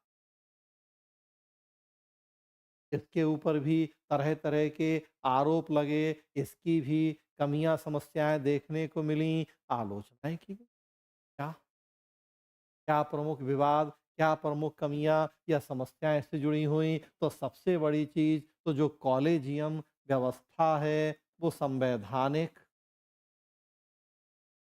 कहीं संविधान में उसकी चर्चा ही नहीं। संविधान में चर्चा ही नहीं है उस कॉलेजियम व्यवस्था की। सर्वोच्च न्यायालय के फैसले से आई है तो सबसे पहली तो यही आलोचना की जाती है कि एक संवैधानिक व्यवस्था ही नहीं है कॉलेजियम जिसके द्वारा न्यायाधीशों की नियुक्ति हो रही है। ना संविधान में चर्चा है, ना किसी संविधान संशोधन के द्वारा इसे संविधान में शामिल किया गया है, ना संसद के किसी कानून के द्वारा हमने इसे शामिल किया। बस केवल सर्वोच्च न्यायालय के निर्णय से इस व्यवस्था का जन्म हुआ है, लागू भी हुई। संविधान से परे व्यवस्था है। ज्यादातर जो आलोचक हैं इस व्यवस्था के, वो सबसे पहली आलोचना ही कर दे। और देखेंगे तो संवैधानिक व्यवस्था के अनुसार तो जो नियुक्ति संबंधी शक्ति है वो राष्ट्रपति की है, मतलब कार्यपालिका की है। वो संवैधानिक व्यवस्था का उल्लंघन कर रही है ये कॉलेजियम व्यवस्था कि अब राष्ट्रपति से नियुक्ति संबंधी शक्ति छीन ली है। छीन ली मतलब अब नाम मात्र की शक्ति रह गई है। अब मर्जी तो राष्ट्रपति की या राष्ट्रपति क्या सरकार की मर्जी नहीं चल रही है अब तो न्यायाधीशों की नियुक्ति में। अब तो जो कॉलेजियम कहेगा वही होना है। बस इतना प्रावधान है कि किसी नाम से अगर आप संतुष्ट नहीं हैं, वापस लौट आएँ, क्लैरिफ़िकेशन माँगे, दोबारा आएगी उस नाम की सिफ़ारिश तो मानना पड़ेगा। कार्यपालिका की घट गई, जो कि संविधान ने दी थी नियुक्ति संबंधी शक्ति। न्यायपालिका खुद अपने न्यायाधीशों की नियुक्ति करने लगी। न्यायपालिका द्वारा स्वयं अपने न्यायाधीशों की नियुक्ति होने लगी। हमारे देश के सिस्टम की कई प्रमुख विसंगतियों में एक विसंगति मानी जाती है कि सांसद विधायक जब मर्जी अपना वेतन खुद बढ़ा लेते हैं, किसी दूसरे से नहीं पूछना बताना। न्यायाधीश अपनी नियुक्ति खुद कर लेते हैं, किसी दूसरे से कोई राय मशविरे की जरूरत नहीं है, किसी की भूमिका नहीं है। अभी 4 दिन पहले इलाहाबाद प्रयागराज में जो इलाहाबाद यूनिवर्सिटी है, वहाँ संविधान और संविधानवाद से जुड़ी एक संगोष्ठी थी। हमारे वर्तमान मुख्य न्यायाधीश संबोधन कर रहे थे। उन्होंने कहा कि कई आलोचक कहते हैं कि भारत दुनिया में एकमात्र ऐसा देश है जो अपने न्यायाधीशों की नियुक्ति न्यायपालिका में बैठे लोग खुद करते हैं। न्यायाधीशों के द्वारा ही न्यायाधीशों की नियुक्ति की जाती है। आलोचक आलोचना करते हैं। हालांकि उन्होंने कहा कि ये आलोचना जायज नहीं है। आलोचना की जाती है, खुद अपनी नियुक्ति कर लेते। परिणाम क्या हुआ है? कार्यपालिका की ताकत कम हुई है, न्यायपालिका की ताकत बढ़ गई है। तो उससे तो शक्ति पृथक्करण का सिद्धांत है, वो टूटने का खतरा हो गया। शक्ति पृथक्करण को चोट पहुंचने का खतरा हो गया। किसी एक संस्था की जब ताकत बढ़ेगी तो संस्था के निरंकुश होने का डर होता है, तो न्यायिक निरंकुशता की आशंका भी बढ़ गई। अपनी मर्जी से अपने लोगों की नियुक्ति कर लेंगे। तो न्यायपालिका या किसी भी संस्था की जब शक्तियां बढ़ती हैं, ताकत बढ़ती है, शक्ति पृथक्करण के सिद्धांत को चोट पहुंचती है, तो संस्था के निरंकुश होने के खतरे बढ़ जाते। वर्तमान घटनाएं ऐसी हो रही हैं हमारे देश में कि जिनसे ये आशंकाएं और बलवती। वर्तमान घटना में सबसे बड़ी घटना जो हम देख रहे हैं, दिल्ली उच्च न्यायालय के न्यायाधीश जस्टिस यशवंत वर्मा, जिनके घर में नोटों से भरी बोरियां मिली, गली हुई, और उनका ट्रांसफर कर दिया गया दिल्ली से इलाहाबाद हाई कोर्ट। कॉलेजियम व्यवस्था के ऊपर एक बहुत बड़ा कलंक माना जा रहा है। ये बताइए, ये कॉलेजियम ऐसे लोगों की नियुक्ति कर रहा है जो इतने बेईमान भ्रष्टाचारी हैं कि करोड़ों रुपए के नोटों से भरी बोरियां मिल रही हैं घर में। कहीं ना कहीं कॉलेजियम व्यवस्था दिग्ध है। उसके द्वारा जिन लोगों की नियुक्ति की जा रही है, संदेह के दायरे में।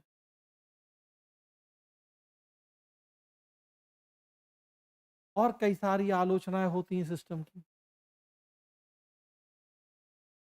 कि कॉलेजियम व्यवस्था की वजह से न्यायपालिका में परिवारवाद, भाई भतीजावाद हावी हो गया है। कुछ मुट्ठी भर परिवार हैं हमारे देश के, उन्हीं परिवारों की पीढ़ी दर पीढ़ियां लोग न्यायाधीश बन रहे हैं। उच्च न्यायपालिका में उन्हीं की भर्तियां की जा रही हैं। तो कुछ मुट्ठी भर परिवार हैं। तो परिवारवाद को, भाई भतीजावाद को बढ़ावा दिया जा रहा है। बहुत सारे ऐसे न्यायाधीश आप देखें, पीछे अभी न्यायाधीश डीवाई चंद्रचूड़ जो मुख्य न्यायाधीश थे, उनके पिताजी भी मुख्य न्यायाधीश। वर्तमान न्यायाधीश उनके पिताजी राज्यपाल रहे। तो अगर सारी लिस्ट निकाल के देखें, बहुत सारे हमें ऐसे न्यायाधीश मिलेंगे, तो पीढ़ी दर पीढ़ी उनके परिवार के और लोग भी उच्च न्यायपालिका में प्रमुख पदों पे रहे। अभी इसके पहले जो जस्टिस संजीव खन्ना मुख्य न्यायाधीश थे, तो मैंने नाम लिया, उनके चाचा ही थे एच.आर. खन्ना, जो 1977 में सबसे वरिष्ठ न्यायाधीश थे, जिन्हें इंदिरा गांधी ने मुख्य न्यायाधीश नहीं बनाया। लंबी सूची है कि जिस वजह से आरोप लगता है परिवारवाद, भाई भतीजावाद। उसके अलावा देखेंगे तो और एक गंभीर आरोप लगता है कि नियुक्ति में विविधता नहीं है। जो उच्च न्यायपालिका में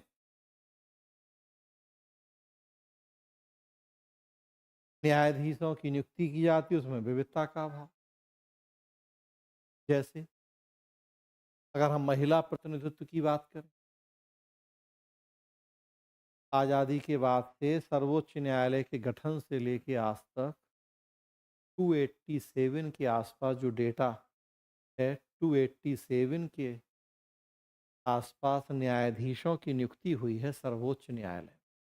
अब से लेके अब तक 287 न्यायाधीश। और आपको जान के आश्चर्य होगा, में महिला न्यायाधीश केवल 11 नियुक्त, केवल 11 महिला न्यायाधीश नियुक्त हुई हैं आज तक उच्च न्यायालय।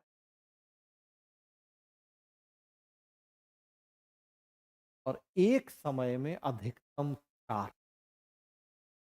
मैक्सिमम 4, मतलब एक साथ एक ही में जो महिला न्यायाधीश रही हो। और अगेन आपको आश्चर्य होगा ये सुन के कि 1989 में पहली महिला न्यायाधीश की नियुक्ति हुई थी सुप्रीम कोर्ट में, जस्टिस फातिमा बीवी। मतलब लगभग 40 साल बाद पहली महिला न्यायाधीश मिली थी हमें।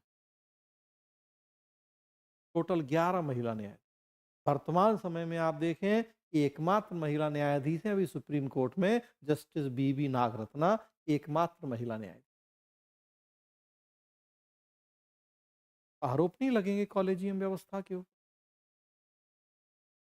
एक तरफ हम बात करते हैं वीमेन एम्पावरमेंट की, आधी आबादी न्यायालयों में जो मामले चल रहे हैं, विवाद आ रहे हैं, मुकदमे, उनमें आप देखिए तो बड़ी संख्या में एक पक्ष महिलाएं हैं। और महिला न्यायाधीशों की आप स्थिति देखें, प्रतिनिधित्व देखें, तो कितनी दयनीय। उसी तरह से जो अन्य वर्ग हैं, माइनॉरिटीज हैं, एससी-एसटीज हैं, ओबीसीज हैं, उनका प्रतिनिधित्व भी बहुत उत्साहजनक रहा हो, तो ऐसा नहीं, रिजर्वेशन नहीं है। फिर भी आलोचक प्रश्न चिन्ह तो उठाते ही हैं इन अलग-अलग आधारों पे। कॉलेजियम व्यवस्था सबको, ये सब जो चैलेंजेस हैं, जो चुनौतियाँ हैं, उनको सही तरीके से इनका समाधान नहीं कर रही है, नहीं कर पा रही।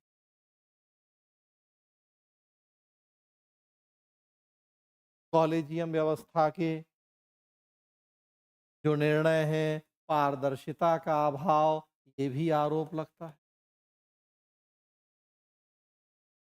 जवाबदेही का अभाव, ये भी आरोप लगता है। तो बहुत सारी ऐसी आलोचनाएँ की जाती हैं, कमियाँ बताई जाती हैं कॉलेजियम व्यवस्था की। किन-किन नामों पे विचार किया कॉलेजियम ने, किस आधार पे किन नामों को खारिज किया, किन की सिफारिश की,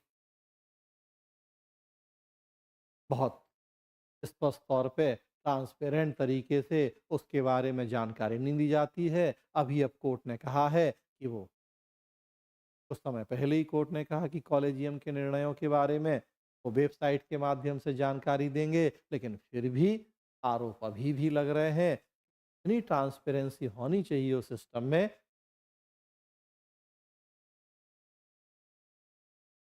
संसदीय लोकतांत्रिक व्यवस्था की एक बहुत महत्वपूर्ण ज़रूरत होती है सरकार की विभिन्न संस्थाओं की जवाबदेही।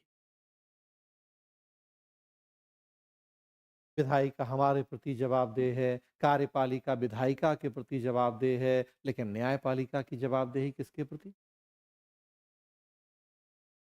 बहुत सारे ऐसे आरोप लगते हैं।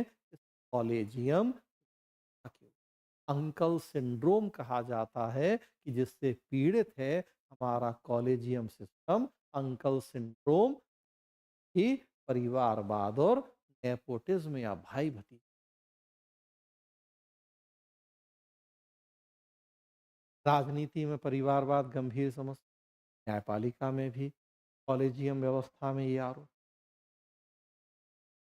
इन्हीं सब संदर्भों, इन्हीं सब पृष्ठभूमि में न्यायपालिका से जुड़ी जो ये कॉलेजियम व्यवस्था है, कमियों के संदर्भ में, आलोचनाओं के संदर्भ में 2014 में इसको रिप्लेस करने के लिए 99वां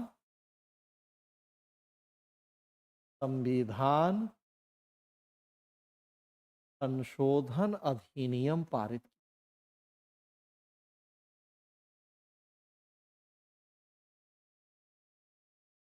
और साथ में संसद ने राष्ट्रीय न्यायिक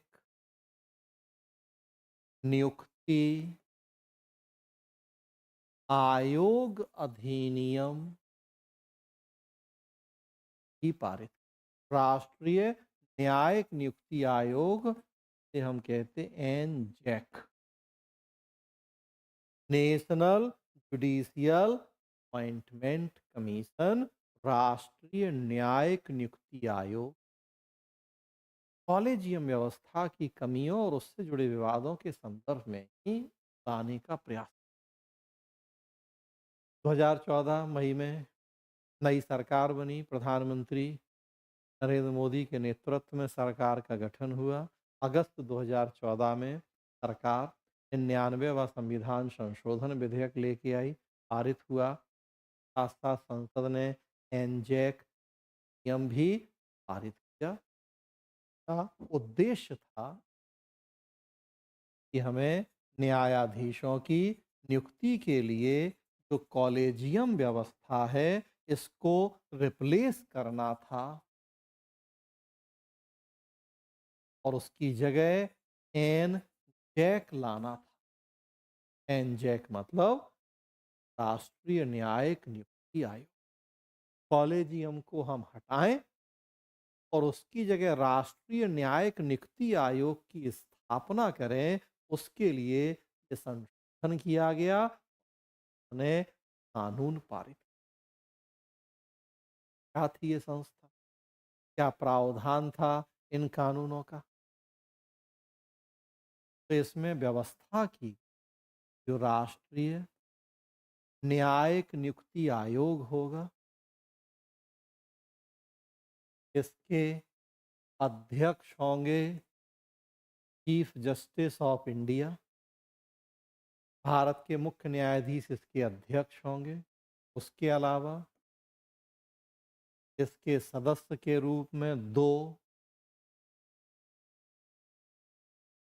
वरिष्ठतम न्यायाधीश होंगे। इसमें जो सर्वोच्च न्यायालय के 2 वरिष्ठतम न्यायाधीश वो होंगे, प्लस देश के जो लॉ मिनिस्टर हैं, विधि मंत्री हैं, वो भी इसके सदस्य होंगे। मतलब कार्यपालिका को भी हमने इसमें भूमिका दी। उसके साथ साथ 2 ख्याति प्राप्त व्यक्ति इसके सदस्य होंगे। 2 देश के प्रतिष्ठित, जाने माने या ख्याति प्राप्त व्यक्ति भी सदस्य हों।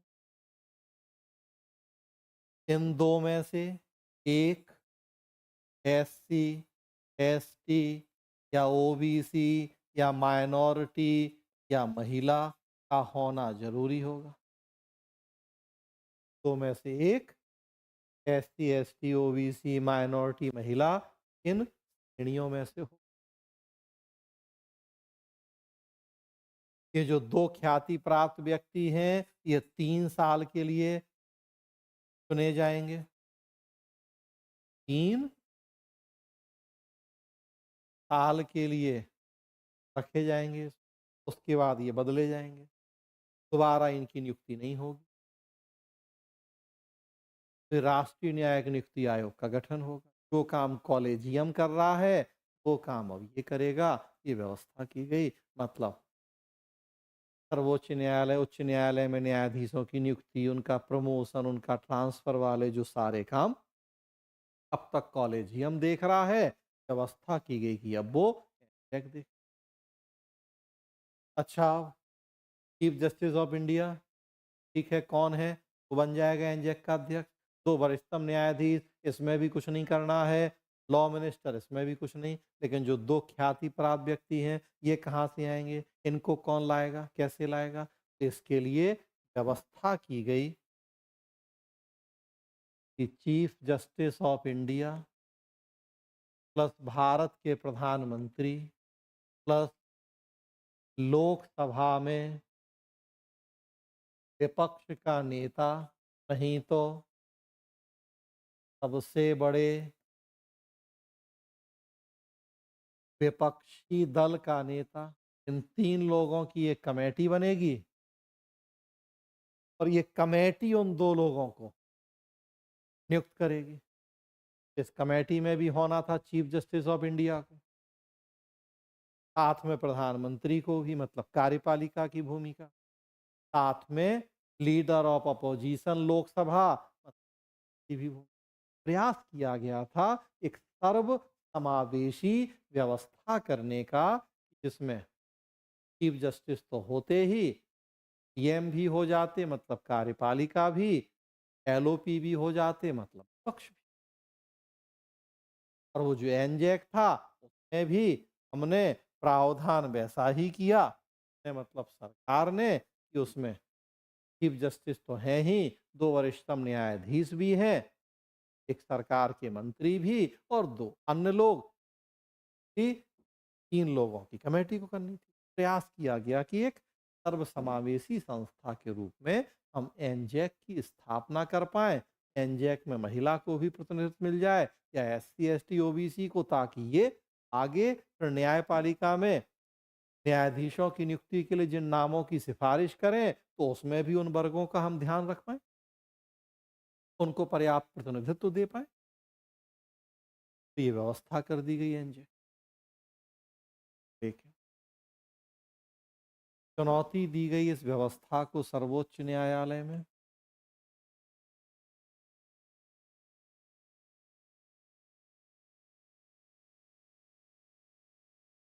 तर्क वही था कि इससे न्यायपालिका की स्वतंत्रता खतरे में है। न्यायाधीशों की नियुक्ति में राजनीति का, स्पेशली कार्यपालिका का या सरकार का हस्तक्षेप बढ़ जाएगा। इस आधार पर 99वें संविधान संशोधन और संसद के एनजेक कानून को कोर्ट में चुनौती दी गई। मामला था वही सर्वोच्च न्यायालय advocate on record association versus Bharat संघ मामला। Supreme court advocate on record association, सर्वोच्च न्यायालय advocate on record association versus union of India या भारत संघ मामला में चुनौती दी गई 99वें संशोधन और एनजेक का, न्यायपालिका की स्वतंत्रता और उसमें कार्यपालिका के हस्तक्षेप जैसे आधार। हम इसे जानते हैं चतुर्थ न्यायाधीश मामले के रूप। इसे हम चतुर्थ न्यायाधीश मामले, फोर्थ जजेस केस के रूप में 2015 में इस मामले में सर्वोच्च न्यायालय ने अपना फैसला सुनाया।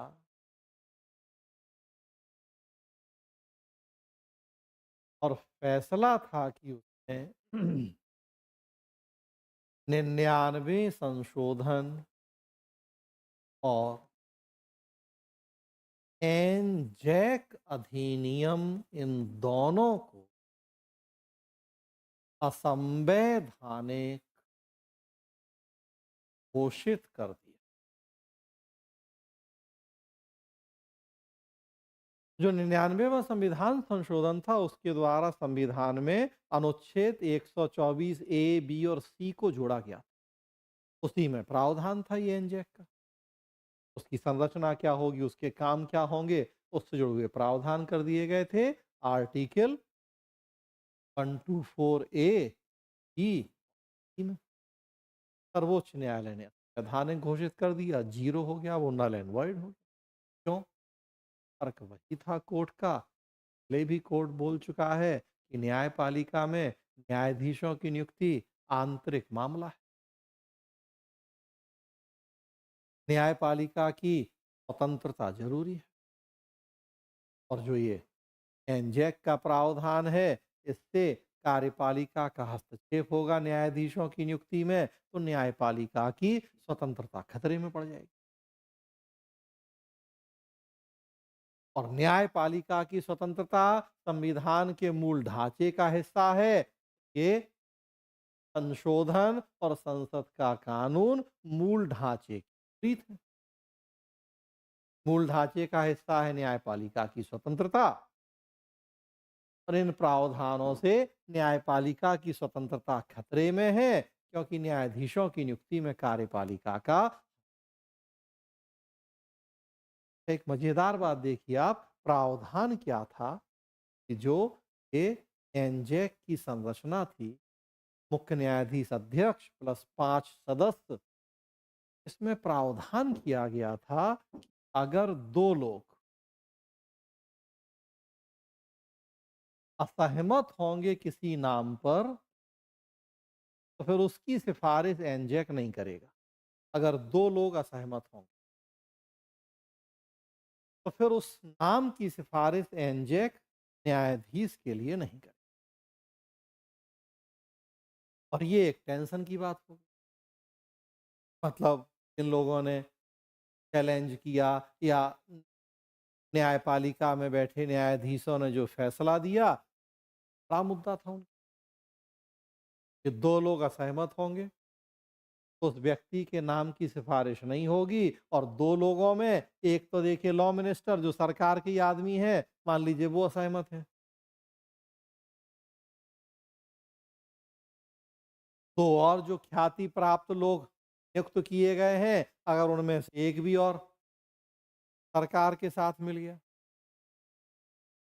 उसने भी असहमति बता दी, दो लोग असहमत हुए, तो अब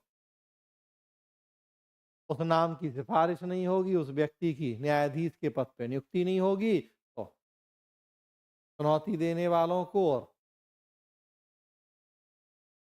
न्यायपालिका में बैठे न्यायाधीशों को ये एक बड़ा डर था कि इससे तो कार्यपालिका का हस्तक्षेप बढ़ेगा, कार्यपालिका अपनी पसंद के लोगों को लाना चाहेगी, ऐसे लोगों को नहीं लाना चाहेगी, तो लगेगा कि ये सरकार के विरोध में कुछ फैसला दे सकते हैं। मतलब ओवरऑल निष्कर्ष और सार बात का यही, न्यायपालिका की स्वतंत्रता खतरे में पड़ जाएगी, कार्यपालिका का सरकार का हस्तक्षेप बढ़ जाएगा। तो फाइनली उच्च न्यायालय ने फोर्थ जजिस केस या चतुर्थ न्यायाधीश मामले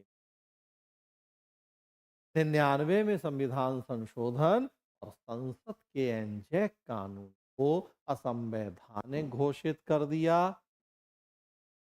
कॉलेजियम को रिप्लेस करते हुए जो ये एनजैक लाने का प्रयास था, वो जीरो हो गया। लौट के, या कहें कि वापस कॉलेजियम व्यवस्था आगे गई नहीं थी। मतलब कुछ समय के लिए ट्रांजिशन फेज के लिए ऐसा हुआ कि कॉलेजियम गया और एनजैक आ गया, लेकिन वो नहीं हो पाया। कॉलेजियम व्यवस्था को ही न्यायालय ने कहा कि एक बेहतर व्यवस्था है न्यायाधीशों की नियुक्ति के लिए, जो उसकी स्वतंत्रता की रक्षा कर पाती है।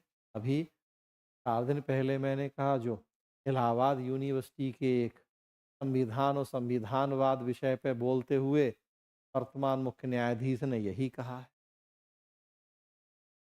कि भले आलोचक आलोचना करते हैं कॉलेजियम व्यवस्था की कि दुनिया में भारत अकेला ऐसा देश है जहां न्यायाधीश खुद अपनी नियुक्तियां करते हैं, लेकिन वास्तव में ऐसा है। चीफ जस्टिस ऑफ इंडिया का कहना है कि जो न्यायाधीशों की नियुक्ति होती है कॉलेजियम की सिफारिश से होती है, लेकिन उसमें केंद्र सरकार की भी भूमिका है, उसमें राज्य सरकार की भी भूमिका है, उसमें राज्यों के राज्यपालों की भी भूमिका है, उसमें आईबी जैसी जो खुफिया एजेंसियां हैं, उनकी भी भूमिका है। बहुत सारी संस्थाओं की भूमिका होती है, उसमें लॉ मिनिस्टर की भी भूमिका है, तो बहुत सारी संस्थाओं की भूमिका है कॉलेजियम व्यवस्था में ही न्यायाधीशों की नियुक्ति में। ऐसा कहना है हमारे वर्तमान मुख्य न्यायाधीश। तो ने डिफेंड किया है कॉलेजियम व्यवस्था को, पूरा उसका समर्थन किया है। हाल यही व्यवस्था लागू है हमारी। अब आगे की राह की क्या हो आगे? एक प्रयास तो हमने किया कॉलेजियम को रिप्लेस करने का, लेकिन सफलता नहीं मिली। और न्यायपालिका में बैठे न्यायाधीश कॉलेजियम व्यवस्था को ही सबसे अच्छा बता रहे हैं। 4 दिन पहले की ही घटना में बता रहा हूँ कि फिर सर्वोच्च न्यायालय के मुख्य न्यायाधीश कॉलेजियम व्यवस्था को सबसे अच्छा बता चुके। तो वैसी स्थिति में हर सिस्टम में कमियां हैं, उनको दूर करने के प्रयास होने चाहिए।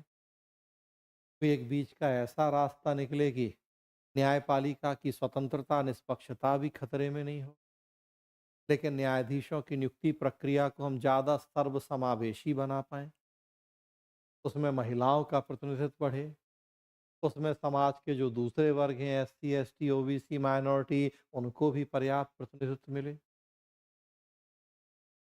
कॉलेजियम के ऊपर जो परिवारवाद, भाई-भतीजावाद के आरोप लग रहे हैं, हम उनको रोक पाएँ। पारदर्शिता के अभाव की जो समस्या है, उसको ठीक कर पाएँ। के लिए हमें एक रास्ता तलाशना ही होगा। बेहतर है कि वो रास्ता खुद न्यायपालिका में बैठे न्यायाधीश ही तलाश लें। कॉलेजियम व्यवस्था, चीफ जस्टिस ऑफ इंडिया ही जो विवाद हैं कॉलेजियम से जुड़े हुए, अगर उनके समाधान के लिए खुद आगे आएँ, अच्छा कुछ नहीं। और जिस संस्था के ऊपर आरोप लग रहा है, सबसे बड़ी ज़िम्मेदारी तो संस्था की है कि वो उन आरोपों का जवाब दे और उन्हें ठीक करने का प्रयास करे। और स्पेशली हम देख रहे हैं कि कोई दूसरी संस्था अगर प्रयास कर रही है, जैसे कि सरकार, तो उन प्रयासों की सफलता भी तो अल्टीमेटली निर्भर न्यायपालिका के ऊपर ही है, न्यायिक समीक्षा की शक्ति। तो वैसी स्थिति में न्यायपालिका खुद आगे बढ़ के अपने आप में सुधार करे। कॉलेजियम व्यवस्था की जो आलोचनाएं, जो कमियां बताई जाती हैं विभिन्न आलोचकों के द्वारा, उनको दूर करने का प्रयास करे। नियुक्ति व्यवस्था ज़्यादा सर्वसमावेशी हो, नहीं है न्यायपालिका की स्वतंत्रता निष्पक्षता की भी हम रक्षा कर पाएं, जो कि हर हाल में जरूरी है। लेकिन साथ साथ लोकतांत्रिक भावनाओं, मूल्यों का आदर करते हुए पूरी प्रक्रिया को ज़्यादा पारदर्शी सर्वसमावेशी बना पाए, तो ऐसा भी उतना ही जरूरी है। को ध्यान में रखते हुए ही जो सुधार का रोड मैप है करेंगे, न्यायपालिका में बैठे न्यायाधीश खुद करेंगे। तो दोस्तों, ये मुद्दा था आज का चर्चा का विषय। उच्च अदालतों में न्यायाधीशों की नियुक्ति, उनकी प्रक्रिया, उनसे जुड़े हुए विवाद। मैंने प्रयास किया कि मैं इस पूरे मुद्दे को आपको एक क्लैरिटी के साथ स्टेप बाय स्टेप क्रमबद्ध तरीके से समझाने का प्रयास करूं। आप अपने फीडबैक ज़रूर दें, कमेंट बॉक्स में अपने कमेंट दें। कैसा लगा आपको ये सेशन? कितनी आपको मदद मिल सकती है। इस चर्चा या इस तरह की जो और चर्चाएँ आगे हम प्लान कर रहे हैं उनसे, आप अपने सुझाव भी दे सकते हैं। सुझाव कि इस सेशन में हम और क्या शामिल करें या और किन मुद्दों पे हम इस तरह के सेशन लेके आएँ, तो हम उन आपके फीडबैक, आपके बहुमूल्य सुझावों को भी ध्यान में रखेंगे। आपको वीडियो अच्छा लगा तो लाइक करें, शेयर करें। आपके जो और दूसरे दोस्त हैं, जो विभिन्न कॉम्पिटिटिव एग्ज़ाम्स की तैयारी कर रहे हैं, उनको भी फ़ायदा मिले इस तरह की गंभीर मुद्दों और चर्चाओं का, क्योंकि एग्ज़ाम के लिहाज से भी बहुत महत्वपूर्ण है। तो आप दूसरों को शेयर भी करें, कमेंट अपने सुझाव दें। आज की इस चर्चा को मैं यहीं विराम देता हूँ। बहुत जल्दी अगली फिर दूसरी चर्चा में एक और नए मुद्दे के साथ बहुत जल्दी आपसे मिलूँगा। तब तक के लिए अपना ख़्याल रखें। धन्यवाद। जय हिंद।